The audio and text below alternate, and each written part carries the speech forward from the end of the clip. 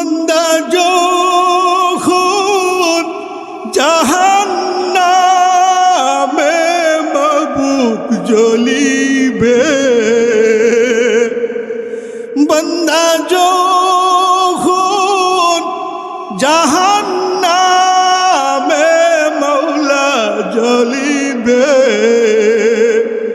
ওগো মাবুদ কেমনে ছায়া দেখিবে। আব্বা আম্মা যারো আছে মাওলা কবরে, মাফ করে দাও দয়াল নবীর খাতিরে। আপনি যদি মাফ না করেন বান্দারে, আপনি যদি মাফ না করেন বান্দারে, বলে না ফোনার ওয়াইলুল লিকুল্লি হুমাযাতিল লুমাযা আল্লাযী জামআ মালাও ওয়া আদ্দাদা। ভাইরা আমার, আল্লাহ রাব্বুল আলামিন পবিত্র কোরআনের মধ্যে লানত দিচ্ছেন, ধমক দিচ্ছেন, ধিক্কার দিচ্ছেন দুই শ্রেণীর ব্যাপারে। আল্লাহ রাব্বুল আলামিন দুই শ্রেণীর লোকদের ব্যাপারে লানত দিচ্ছেন, সরাসরি ধমক দিচ্ছেন, অভিশাপ দিচ্ছেন। প্রথম নাম্বার হলো লিকুল্লি হুমাযাতিল লুমাযা, যারা মানুষের সামনে এবং পিছনে নিন্দা করে, নাউজুবিল্লাহ। যারা মানুষের সামনে এবং পিছনে সমালোচনা করে, অপরের দুর্বর্ণনা করে বেড়ায়, আছে কিনা সমাজে?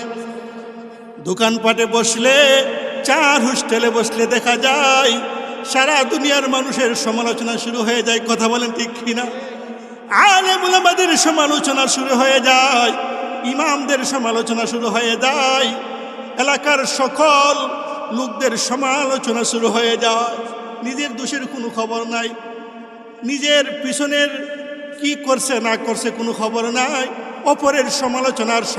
কথা বলেন ঠিক কিনা? এই সমস্ত সমালোচনা ব্যক্তিদের ব্যাপারে আল্লাহ রাব্বুল আলামিন ডাইরেক্ট অভিশাপ দিচ্ছেন। আল্লাহ পাক বলেন ওয়াইলুল লিকুল্লি হুমাযাতিল লুমাযা। এ দুনিয়ার মানুষেরা রে, দুনিয়ার বান্দাবান্দিরা রে, আমি আল্লাহর পক্ষ থেকে লানত অভিশাপ দুই শ্রেণীর ব্যক্তিদের ব্যাপারে। প্রথম নাম্বার হলো যারা মানুষের সামনেও সমালোচনা করে, পিছনে সমালোচনা করে, আমি আল্লাহর পক্ষ থেকে লানত নাজিল হোক। জোরে সুরে বলেন না নাউজুবিল্লাহ। আমার ভাইয়েরা বাবারা, কোরআনের আয়াতে প্রমাণ করে, সময় কম, লম্বা চড়া আলোচনার সময় নাই, শুধু অনুবাদ করে যাচ্ছি। আল্লাহ রাব্বুল আলামিন কোরআনের মাধ্যমে প্রমাণ করতেছেন, একজন মানুষ অপরের সমালোচনা করা মানে নিজের আপন ভাইয়ের গোশতগুলা ছিঁড়ে ছিঁড়ে ভক্ষণ করা। জোরে সুরে বলেন না নাউজুবিল্লাহ। আমার ভাই, সমালোচনা করা কবিরা গুনাহ। কাল হাসরের মাঠে এমনভাবে আফসোস করবে রে, কোন বান্দাবান্দি যখন পাহাড় সমতুল্য নেকি নিয়ে উপস্থিত হবে, আকাশ চুম্বি নেকি নিয়ে হাসরের মাঠে উপস্থিত হবে, ওই বান্দা দেখবে, শেষ ফলে দেখবে তার আকাশ চুম্বি নেকিগুলা জিরো হয়ে গেছে। বলতে পারেন হুজুর কিভাবে জিরো হলো? আকাশ চুম্বি নেকি কোথায় গেল? যাদের সমালোচনা করত ওই ব্যক্তিরা আল্লাহর কাছে লানত করবে, প্রভু গো, দুনিয়াতে আমি নিরহ ছিলাম, অসহায় ছিলাম, দুর্বল ছিলাম, গরিব ছিলাম। দুনিয়াতে ওই বান্দা আমার ইজ্জতের উপর আঘাত আনেছে, আমার সমালোচনা করে সমাজের মধ্যে হেয় প্রতিপন্ন করেছে। প্রভু গো, দুনিয়াতে আমি কোনো প্রতিবাদ করার ক্ষমতা পাই নাই, দুনিয়াতে তার বিচার করার আমার ক্ষমতা ছিল না। আজকে তুমি হল আহকামুল হাকিমিন, তুমি প্রভুর কাছে বিচার নালিশ করলাম, বিচার দায়ের করলাম, মামলা করলাম। রব্বুল আলামিন ডাক দিয়ে বলবে, রে আব্দুল করিম তুমি এদিকে আসো, তোমার ব্যাপারে ইমুক তিমুক সমালোচনার নালিশ করেছে, মামলা করেছে। এই যখন প্রমাণ হয়ে যাবে, অনেক প্রমাণাদি উপস্থিত করবে, বান্দা অস্বীকার করবে, আল্লাহ প্রমাণাদি উপস্থিত করবে। কিভাবে প্রমাণাদি উপস্থিত করবে? আল্লাহ রাব্বুল আলামিন বিভিন্নভাবে প্রমাণাদি উপস্থিত করার বিষয় রেখে দিয়েছেন। কোরআনের মধ্যে আল্লাহ রাব্বুল আলামিন বলেন, কিরামান কাতিবিনা ইয়ালামুনা মা তাফআলুন। রে জগতের মানুষেরা রে, তোমাদের প্রত্যেকের সাথে দুইজন করে ফেরেশতা আছে। ওই দুইজন ফেরেশতা তোমার জীবনের ইতিহাস রেকর্ড করতেছে। জোরে জোরে বলেন না সুবহানাল্লাহ। একজন হচ্ছে ডান কাঁধে, যিনি তোমার ভালো ভালো কাজগুলা, মঙ্গল কাজগুলা, নেকিগুলা লিপিবদ্ধ করবেন। অপরজন হলো বাম কাঁধে, যিনি তোমার খারাপ কাজগুলা লিপিবদ্ধ করবেন। যতদিন তুমি দুনিয়াতে হায়াত পাইবারে, তোমার জীবনের ভালো মন্দ সবগুলা তারা লিপিবদ্ধ করে প্রমাণ রাখতেছেন। সুবহানাল্লাহ।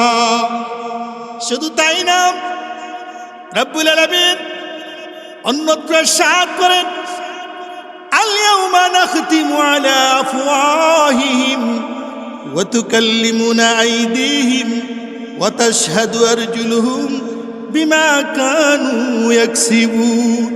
আল্লাহ রাব্বুল আলামিন সূরা ইয়াসিনের 65 নম্বর আয়াতে বলে, কাল হাসরের মাঠে দুনিয়ার সকল মানুষের মুখ মণ্ডলটা কিছু সময়ের জন্য বন্ধ করে দেবে। তখন কি করা হবে? আল্লাহ বলেন, ওয়া তুকাল্লিমুনা আইদিহিম ওয়া তাশহাদু আরজুলুহুম বিমা কানু ইয়াকসিবুন। আমি আল্লাহ ওই বান্দা বান্দির হাতের সাথে কথা বলবো এবং তাদের পাসমূহ আমি আল্লাহর সাথে সাক্ষী প্রমাণ করবে। যেই হাতের দ্বারা, যেই পায়ের দ্বারা দুনিয়াতে যাহা কিছু করেছে সব কিছুর বর্ণনা আমি আল্লাহর কাছে প্রমাণ করবে। সুবহানাল্লাহ। এই হচ্ছে সাক্ষী। আর অনেক সাক্ষী আছে।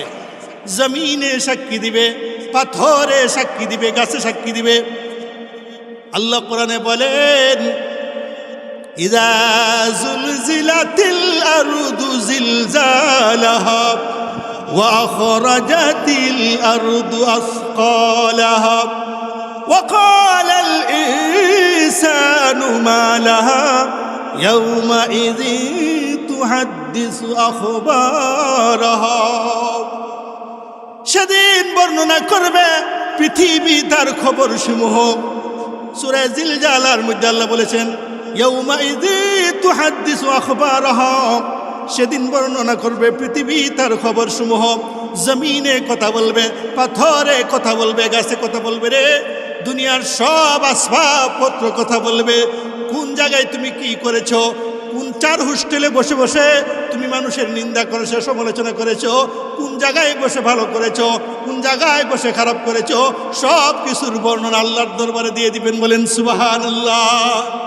এমনভাবে প্রমাণ করার পরে আল্লাহ বলবে, হে বান্দা, তুমি ইমুক তিমুকের সমালোচনা করে তার ইজ্জতের হানি করেছ, তার সম্মান হানি করেছ, মান সম্মান তার নষ্ট করেছ। এবার তার প্রতিদান দাও। কিভাবে দিবা? নেকির মাধ্যমে দাও। আল্লাহ নির্ধারণ করে দিবেন, এতটুক সমালোচনার জন্য এতটুক নেকি, এতটুক লেনদেনের জন্য এতটুক নেকি। এমনভাবে দিতে দিতে পাহাড় সমতুল্য নেকি তার জিরু হয়ে যাবে। বলেন নাউজুবিল্লাহ। এবার আসুন 2 নম্বর। আল্লাহ কোরআনে তেলাওয়াতকৃত আয়াতের মধ্যে 2 জন ব্যক্তির ব্যাপারে ডাইরেক্ট লানত দিয়েছেন। প্রথম নাম্বার হলো যারা মানুষের সামনে এবং পিছনে সমালোচনা করবে। দ্বিতীয় নম্বর, আল্লাযী জামা মালান ওয়া আদ্দাদা।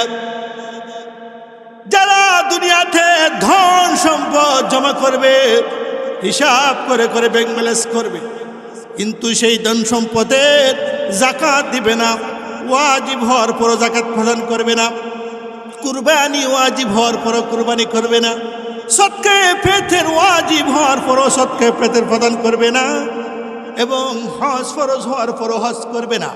অর্থাৎ শুধু আবাদতে বদনির বেলা অগ্রসর, কিন্তু আবাদতে মালির বেলা পিছপা। আবাদতে বদনি মানে নামাজ, রোজা, অঙ্গ প্রত্যঙ্গের দ্বারা যে আবাদত করবেন সেগুলো হলো আবাদতে বদনি। আর হলো আবাদতে মালি, যাকাত প্রদান করা, মালের আবাদত দেওয়া, যাকাত প্রদান করা, কুরবানি করা, সদকায়ে ফেতর দেওয়া, এই সমস্ত মসজিদ মাদ্রাসায় দান খয়রাত করা, ওয়াজ মাহফিলে দান খয়রাত করা, এবং হজ ফরজ হওয়ার পরে হজ করা, এগুলো হলো কি আবাদতে মালি। বদনির বেলা ঠিক আছে, 5 ওয়াক্ত নামাজ একেবারে মিস নাই, কিন্তু মালের কথা বললে, সম্পদের কথা বললে, যাকাতের কথা বললে, কুরবানির কথা বললে, হজের কথা বললে চেহারাটা কালো হয়ে যায়, কারণ সম্পদ কমে যাবে, সম্পদের মায়া। কথা বলেন ঠিক কিনা আমার ভাই?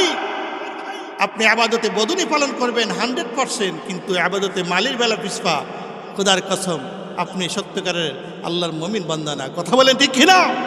যদি প্রকৃত মুমিন বান্দা হতে চান তাহলে আবাদতে বদনির সাথে সাথে আবাদতে মালিও পালন করতে হবে। কথা বলেন, কথা বলেন। যেই বান্দা হজ ফরজ হওয়ার পরেও হজ করলো না রে, আল্লাহর নবীজি লানত দিয়েছেন। যেই বান্দার উপর হজ ফরজ হইল, শরীয়তের কোনো বাধা নাই, তারপর হজ করলো না, ওই বান্দা যদি মারা যায়, আমার দয়াল নবীজি লানত দিয়েছেন, ওই বান্দা বান্দি ইহুদি হইয়া মরক, নাসারা হইয়া মরক, আমি নবীজির কোনো আসে যাই না। বলেন নাউজুবিল্লাহ। নবীজি কি সহজে লানত দেন?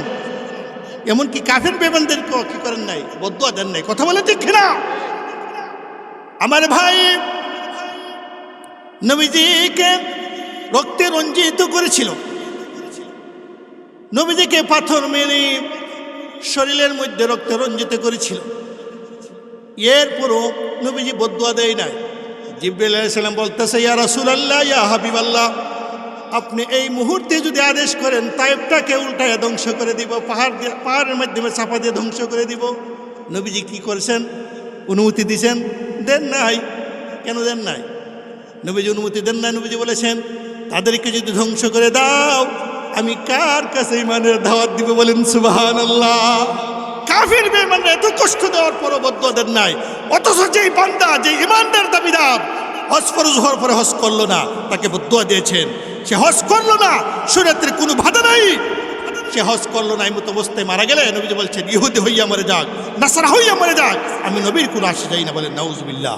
যেই নবীজি উম্মতের কান্ডারি, যেই নবীজি উম্মতের জন্য সুপারিশ করবেন রে ভাই, যেই নবীজি আরশে মহল্লায়, এই মাস হচ্ছে মেরাজের মাস, আরশে মহল্লায় গিয়ে উম্মতের কথা বলে দেয়।